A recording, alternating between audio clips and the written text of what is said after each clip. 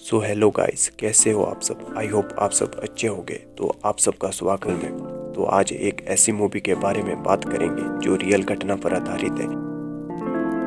Movie की शुरुआत में वोल्टर नाम के एक आदमी और उसकी टीम को दिखाते हैं जो बीच सी में एक बहुत ही कीमती ट्रेजर को ढूंढ रहे हैं और बड़ी मुश्किल से वो ट्रेजर को ढूंढ लेते हैं। उसको ऊपर भी ले आते हैं, लेकिन होता यह है कि ऐन वक्त पर कस्टम की बोट उन्हें घेर लेती है। कस्टम डिपार्टमेंट उस ट्रेजर पर कब्जा कर लेता है क्योंकि वॉल्टर ने बिना परमिशन के उस जगह का ट्रेजर निकाला। अब वो कीमती ट्रेजर स्पेनिश गवर्नमेंट की प्रॉपर्टी हो गई है। वॉल्टर कोर्ट में अपील करता है कि ट्रेजर पर उसका हक है, लेकिन कोर्ट गवर्नमेंट के फेवर में फैसला सुनाती है। अब मूवी के हीरो टॉम को दिखाते हैं जो एक इंजीनियर है। उसके टैलेंट को देखकर कई मल्टीनेशनल कंपनीज उसे लाखों की सैलरी पर जॉब देने को तैयार है, लेकिन टॉम को इन सब में कोई इंटरेस्ट नहीं है। वो हर जॉब ऑफर को ठुकरा देता है। उसके पिता उसे डांटते हैं कि इतनी अच्छी जॉब मिल रही है, क्यों ठुकरा रहा है बेटा उसको, क्या तू हमेशा घर पर बैठना चाहता है।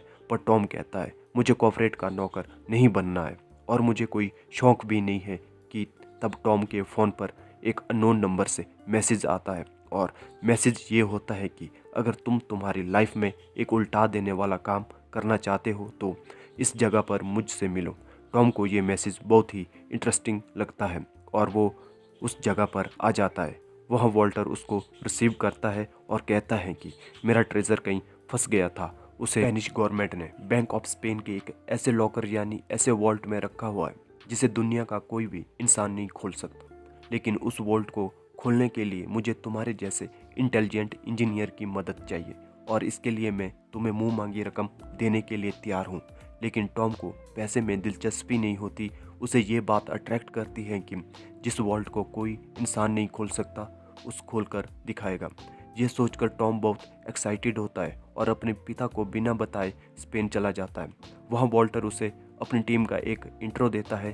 टीम में एक लड़की है लॉरेन। उसकी एक्सपर्टीज़ ये है कि वो किसी को भी आसानी से चकमा दे सकती है। दूसरा है सीमन जो टीम के लिए कई चीज़ें सप्लाई करता है। तीसरा है कॉलस, ये एक कंप्यूटर हैकर है। चौथा है जेम्स जो वॉल्टर का ट्रेजिंग हंटर पार्टनर है। फिलहाल ये टीम बैंक ऑफ स्पेन पर नज़र रखे हुए है। टीम के इंट्रो के बाद उस रात टॉम वे वॉल्टर बाहर मिलने जाते हैं। वॉल्टर उस ट्रेजर के बारे में बताता है। सदियों पहले एक सेलर हुआ करता था। ब्रिटिश गवर्नमेंट ने उसे खूब सारे पैसे दिए और स्पेन से सोना और जवाहरात स्मगल करने के लिए भेज दिया था। सेलर ने ट्रेजर को स्मगल तो किया, लेकिन ब्रिटिश क्वीन के हवाले करने के बजाय कहीं छुपा दिया। उसी जगह के बारे में 3 गोल्ड कॉइन्स पर क्यों लिख दिए और फिर मर गया। वॉल्टर 30 साल से उन गोल्ड कॉइन्स को ढूंढ रहा था और उस दिन बीच सी में वॉल्टर ने उन सोने के सिक्कों को ढूंढ निकाला था और उन सोने के सिक्के पर लिखे क्यों की मदद से वो उस ट्रेजर तक जा सकता है। इसलिए वहाँ वॉल्टर उन 3 सोने के सिक्के को बैंक ऑफ स्पेन से चुराना चाहता है। अब टॉम की टीम बैंक ऑफ स्पेन की डिटेल कलेक्ट करने लगती है, जैसा कि बैंक का ब्लूप्रिंट, अंदर कहाँ क्या है और कितनी सिक्योरिटी है। लेकिन उन्हें कुछ डिटेल मिली है। अब तक उन्हें ये पता नहीं चला है कि वॉल्ट बैंक के अंदर कहाँ रखा हुआ है, किस टाइप का वॉलेट है और कैसे खोला जाता है, और इन बातों का पता लगाना टॉम का काम है। अब बहुत ही जल्दी टॉम डिटेल को कलेक्ट करके अपनी टीम के साथ शेयर करता है और इसी दौरान फीफा वर्ल्ड कप भी चल रहा होता है और स्पेन के लोगों को उम्मीद होती है कि इस बार स्पेन चैंपियनशिप जीतेगा। बैंक ऑफ स्पेन के पास एक जगह है जहां फुटबॉल फैंस बड़ी तादाद में जमा होंगे और बड़ी स्क्रीन पर मैच देखेंगे।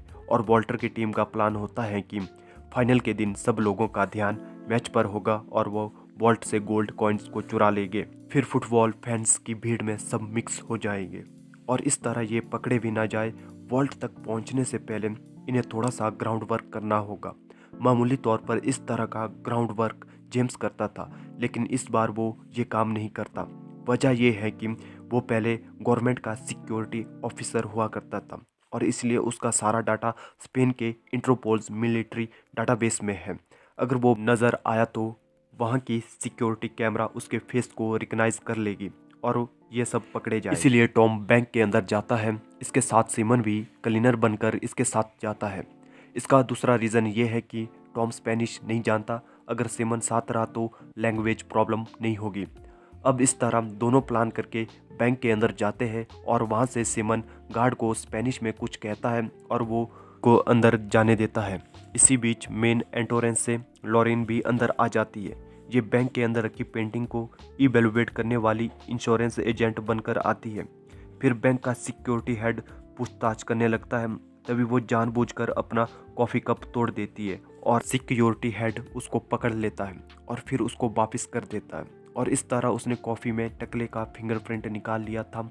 अब वो कप को प्लास्टिक बैग में डालकर सेफ रख लेती है और तभी सिमन क्लीनर के बेस में सर्वर रूम में जाता है। वहाँ पर वो एक छोटा सा डिवाइस सेट करता है जिससे सिक्योरिटी सिस्टम का पूरा कंट्रोल हैकर कॉलेस के पास आ जाता है और अब वो एक बार रिकॉर्ड की गई वीडियोस को रिपीट मोड में देख सकता है और कॉलेस जो प्ले करेगा वही टकला देखेगा। फिर लॉरेन एक पेंटिंग स्कैन करती है और कॉलेस उसको रिकॉर्ड करता है और स्लो मोशन में उसको रिपीट मोड में प्ले करता है और टकले को ये लगता है कि लॉरेन इस पेंटिंग को बहुत ही ध्यान से चेक कर रही है, लेकिन सच में उस रूम का क्या हो रहा है हमको दिखाया जाता है। लॉरेन वहाँ की पेंटिंग को चेक करके पता लगा लेती है कि वहाँ एक सेब है। अपने टैलेंट से वो सेब को खोल देती है और अंदर से एक कीज निकाल लेती है और उसे अपने डिवाइस में कॉपी करके फिर से अंदर रख लेती है। मेन वॉल्ट को खोलने के लिए 2 कीज चाहिए और इस कीज को अंदर रखकर वो दूसरी कीज ढूंढने जाती है। टॉम मैग्नेटोमीटर नाम का एक डिवाइस लेकर कॉन्फ्रेंसिंग रूम में आ जाता है। इसी रूम के नीचे वॉल्ट है। मैग्नेटोमीटर से इस जगह को स्कैन कर लेता है। तभी अचानक कुछ बैंक ऑफिसर मीटिंग के लिए आ जाते हैं, लेकिन टॉम टेबल के नीचे चुपचाप स्कैनिंग कर रहा होता है। लेकिन जब स्कैनिंग 100% कंप्लीट हो जाती है तो बैंक का सिक्योरिटी सिस्टम ट्रैक कर लेता है और अलार्म बजने लगता है और इस भगदड़ में सब यहाँ वहाँ भागने लगते हैं। बैंक के पास मिलिट्री कैंप है। अलार्म के चलते कई 100 सोल्जर गन लेकर आ जाते हैं और बैंक को पूरी तरह से घेर लेते हैं। फिर टॉम किसी तरह सबसे नज़र बचाकर अपने डिवाइस के साथ बाहर आ जाता है और लॉरेन दूसरी कीज भी ढूंढ लेती है और उसको कॉपी कर लेती है। सिक्योरिटी हेड अपना सर खुजा रहा होता है कि अलार्म अचानक से कैसे बज गया और इसी सिक्योरिटी कैमरे के फुटेज से उसे कोई क्लू नहीं मिलता।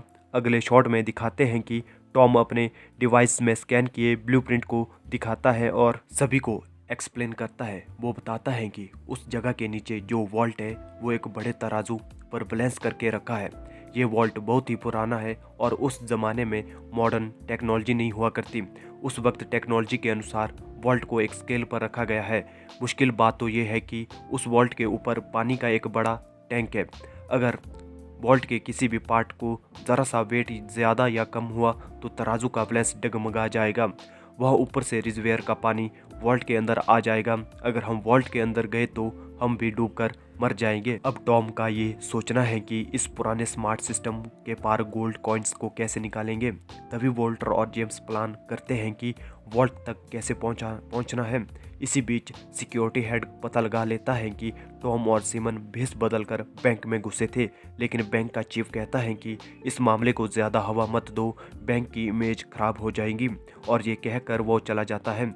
सिक्योरिटी हेड को ये सब ठीक नहीं लगता और उसे शक होता है कि वर्ल्ड कप फाइनल के दिन ज़रूर बैंक में कुछ बड़ा होने वाला है, इसलिए वो सिक्योरिटी को और टाइट कर देता है। अब इस तरह कुछ दिन बीत जाते हैं और अब टॉम पता लगा लेता है कि उस वेंटिंग स्किल के पार्ट को नाइट्रोजन से फ्रीज किया जा सकता है और इस तरह फ्रीज करके कुछ देर तक स्केल पर किसी भी तरह का वेट का असर नहीं होगा और वो बैलेंस रहेगा।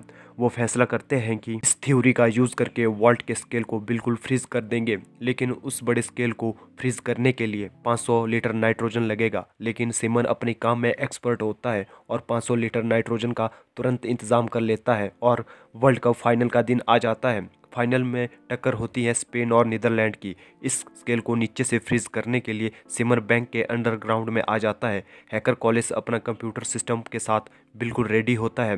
वॉल्टर ऊंची जगह से बैंक पर नजर रख रहा होता है। टॉम, लॉरेन, जेम्स पूरे सेटअप के साथ बैंक के टेरिस पर आ जाते हैं। यहाँ फुटबॉल फाइनल जोर शोर से शुरू हो रहा है और इतनी बड़ी भीड़ को मॉनिटर करने के लिए चारों तरफ कैमरा सिक्योरिटी बाहर की तरफ फोकस कर रहे होते हैं। इसी वजह से इन तीनों को कोई भी कैमरा फोकस नहीं कर पाता और बैंक के अंदर का कैमरा ऑलरेडी कॉलिस के कंट्रोल में होता है, क्योंकि बैंक के सिक्योरिटी टीम ने अब तक उस हैकिंग का पता नहीं लगाया था, इसलिए इन्हें सीलिंग से अंदर आने में कोई प्रॉब्लम नहीं होती। जब तक ये एसी वेंट तक लॉकर तक आ जाते हैं तब तक मैच का हाफ टाइम हो जाता है और इनके पास बस 1 घंटा बचा होता है और फिर बूढ़े के फिंगरप्रिंट और कॉपी की हुई कीज से वॉल्ट का आउटडोर खोल देते हैं और तब सिमन अंडरग्राउंड से स्केल पर लिक्विड नाइट्रोजन का स्प्रे करने लगता है और लिक्विड नाइट्रोजन धीरे धीरे स्केल से लेकर वॉल्ट को फ्रीज कर देता है। अब पूरी तरह फ्रीज होते ही टॉम अंदर जाके चेक करता है। उसका प्लान सक्सेसफुल रहा। स्केल पर उसके वेट से कोई भी असर नहीं पड़ता और रीडिंग 0 पर ही अड़ी रहती है। फिर जेम्स अंदर आता है। वो अपने डिवाइस से गोल्ड कॉइन्स को ढूंढ रहे होते हैं और तब एक और प्रॉब्लम शुरू हो जाती है। स्प्रे किया हुआ नाइट्रोजन कुछ ही सेकंड में पिघलने लगता है और स्केल ऊपर चढ़े हुए 3 लोगों के वेट को सेंस करने लगता है और इसी तरह स्केल अपने बैलेंस को खोने लगता है। इस छोटी सी बदलाव को सिक्योरिटी हेड नोटिस कर लेता है। उसके आदमी तुरंत जाकर देखते हैं और बताते हैं कि ऊपर सीलिंग पर एक होल है। इसी बीच लॉरेन गोल्ड कॉइन्स ढूंढ लेती है। बैंक का सिक्योरिटी अलर्ट हो चुका है और बचने का कोई भी रास्ता नहीं है, इसलिए बोल्टर इन तीनों को सिलेंडर होने को कहता है, लेकिन जेम्स नहीं मानता। अब इस टेंशन के बीच ये सस्पेंस खुलता है कि जेम्स अभी भी गवर्नमेंट के लिए काम कर रहा है और वो भी स्पेन के लिए नहीं, ब्रिटिश गवर्नमेंट के लिए काम कर रहा है। इतने दिन से वो वॉल्टर को धोखा दे रहा था कि वो अब सिक्योरिटी सर्विस में नहीं है। वॉल्टर के साथ स्पेन में रहकर ब्रिटिश गवर्नमेंट के लिए काम कर रहा था। इसे यहाँ ब्रिटिश गवर्नमेंट ने भेजा था ताकि वो ट्रेजर का पता लगा सके। अब जेम्स गन पॉइंट पर लॉरेन से कॉइन मांगता है और कोई रास्ता ना पाकर लॉरेन उसे कॉइन दे देती है। जेम्स के इस बदलाव से टाइम वेस्ट हो जाता है और नाइट्रोजन पूरी तरह पिघल जाता है और स्केल इनका वेट पूरी तरह डिटेक्ट कर लेता है और वॉल्ट ऑटोमेटिकली बंद हो जाता है। इसी वजह से सिक्योरिटी अलार्म बजता है और सिक्योरिटी हेड बिल्कुल चौकन्ना हो जाता है।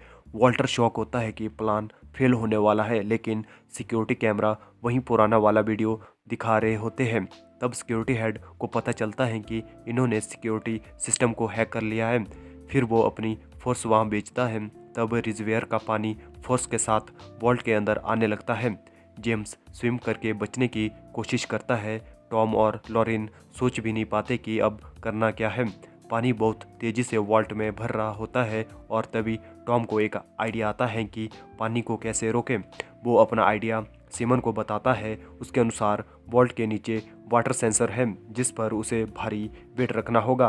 टॉम कहता है कि वाटर सेंसर का वेट बढ़ने से वॉल्ट का पानी बाहर जाने लगेगा। अब सिमन वहां पड़े खाली नाइट्रोजन सिलेंडर को वाटर सेंसर पर रख देता है।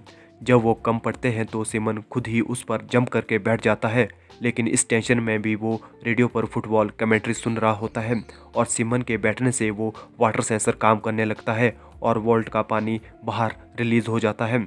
इतने में सिक्योरिटी हेड सिक्योरिटी कैमरा को ठीक करके अपनी फोर्स के साथ वॉल्ट तक पहुंच जाते हैं, लेकिन तब तक तीनों वहां से निकल जाते हैं। सिक्योरिटी फोर्स उन्हें हर तरफ ढूंढने लगती है। तब लॉरेन और टॉम उस पेंटिंग वाले रूम में घुस जाते हैं। वहां पर लॉरेन ने पहले से एक विंडो खोल कर रखी हुई थी। अब दोनों विंडो से बाहर कूदकर भागने लगते हैं और फिर अपने प्लान के मुताबिक फुटबॉल दर्शक की भीड़ में चले जाते हैं और फाइनल के खत्म होने पर सब लोग बाहर आ जाते हैं और उसी भीड़ में टॉम और लॉरेन बाहर चले जाते हैं।